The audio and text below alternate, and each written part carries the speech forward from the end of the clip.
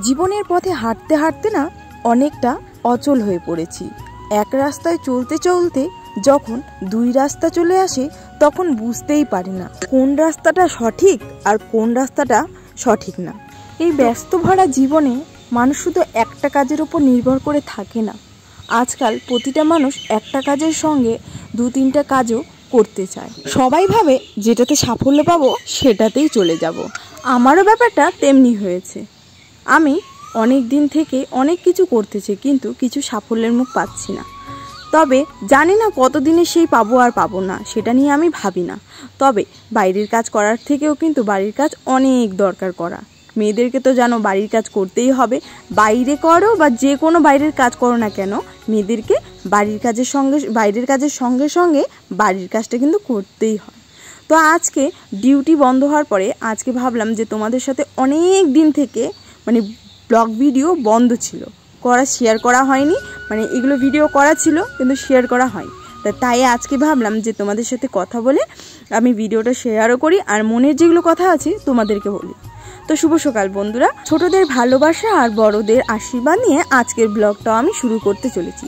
যেহেতু এই ব্লগটা অনেক দিনকারই করা হলেও আমি আজকে পোস্ট করতেছি, কারণ কিছুদিন নাগাদ থেকে আমার ডিউটি আবার অন হয়েছে। তার জন্য কদিন থেকে ভিডিও পোস্ট করতে পারিনি।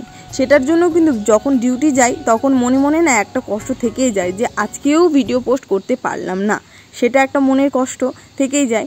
আর জানি না কার কেমন লাগে, কিন্তু যারা ভিডিও পোস্ট করে তাদের কিন্তু মনে যদি না দিতে পারে একটা কেমন যেন লাগে।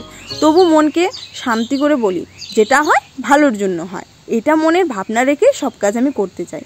তবে কখনো কখনো না অনেকটা ভেঙে পড়ি, বলে সত্যি কি আদৌ আমি আগাতে পারবো কি পারবো না। তবে এইগুলো কথা কিন্তু আমি আজ নয়, যখন আমি খালি থাকি তখনই মনের ভাবনায় এই কথাগুলো ঘুরপেচ করতেই থাকে। তো এগুলো তো মনের কথা বলতে থাকবো। তো আজকে সকালবেলায় না প্রচণ্ড পরিমাণে হাওয়া করছিল, কালকে রাত্রেবেলাও করছে আর আজকে সকালেও, 3-4 দিন নাগাদ থেকে প্রচণ্ড হাওয়া করতেছে। তার জন্য বাইরের এই টিনটা খুলে গেছে। তো খুলে যাওয়ার পরে দেখলাম, তো দেখার পরে আমি তো আমার বাড়ি কাজ করলাম, কেননা ঘরের মধ্যে ধুলো ভর্তি হয়ে গেছে আর সামনের আমাদের গেটটা এখনও লাগানো হয়নি। তো তার জন্য ধুলোটা একদম ডাইরেক্ট ঘরের ভেতর চলে, দেখতেই পাচ্ছ কী পরিমাণে হাওয়া করতেছে, সব পর্দা উড়ে উড়ে যাচ্ছে। তো বাইরের এই দিককার ধুলো এই পাশে, ওই দিককার ধুলো ওই পাশে। তো আমি ঘরের ভেতরে কাজ করছিলাম, আর যেহেতু কদিন থেকে ছিলাম না, তো তাই ভাবলাম যে আজকের বাড়ির ঘরটা পরিষ্কার আমি করি। দিদি তো সবসময় করে, আর তার জন্য। আর এখানে একটা পাখি দেখো সবসময় এখানে থাকে, তার জন্য পাখির ওই পটি করতে করতে এগুলো একদম না দাগ হয়ে গেছে, আর ওদের দাগগুলো না উঠতে চায় না, খুব কষ্ট লাগে। জানি না এটা ভালো না খারাপ, কিন্তু এই বাড়ির ভেতরে থাকলে না এরা এরকম করে, নোংরা হয়ে যায়, তো ভালো লাগে না। এই যে এখানে ঘুমায়ও। তারপরে সবগুলো উঠানোর পরে আমি এদিকে পরিষ্কার করে ঘরগুলোকে মুছে একদম, আর যেগুলো ব্যালকনিতে আছে আমাদের ওই দিকে প্রচণ্ড ধুলা ঢুকে যায়, সেটাকে তো পরিষ্কার করতে হবে। প্রত্যেক দিন ধুই, তবুও প্রচুর ধুলা জমে থাকে। তো সেটাকে পরিষ্কার করে চলে আসলাম বাড়িতে। আর বাইরে যখন করছিলাম না তখন এত গরম লাগতেছিল, আর রৌদ্র প্রচণ্ড পরিমাণে ছিল। তো আজকাল তো জানোই এখন রৌদ্র এখন যা হারে বেড়েছে, আর বৃষ্টির তো কোনো নাম নিশানা নাই, বৃষ্টি একদমই পড়তেছে না। তারপরে সেগুলো করার পরে দিদি আর দাদা এদিকে টিনটাকে বেঁধে দিল। বেঁধে দেওয়ার পরে আমি আমার কাজে লেগে পড়লাম। যেগুলো চাদর বিছানিগুলো বের করেছিলাম সেগুলো এক এক করে ধুতে শুরু করলাম, কারণ আজকে যেহেতু আমি বাড়িতে আছি সব কাজ করতে হবে, যতটুকুনি পারি আমার দ্বারা সম্ভব। সব কাজ না, রান্নাবান্না মা করতেছে, দাদার সঙ্গে দিদি আছে ওইদিকে কাজ করছে, আর আমি ঘরের ভেতরের কাজগুলো পরিষ্কার করতেছি।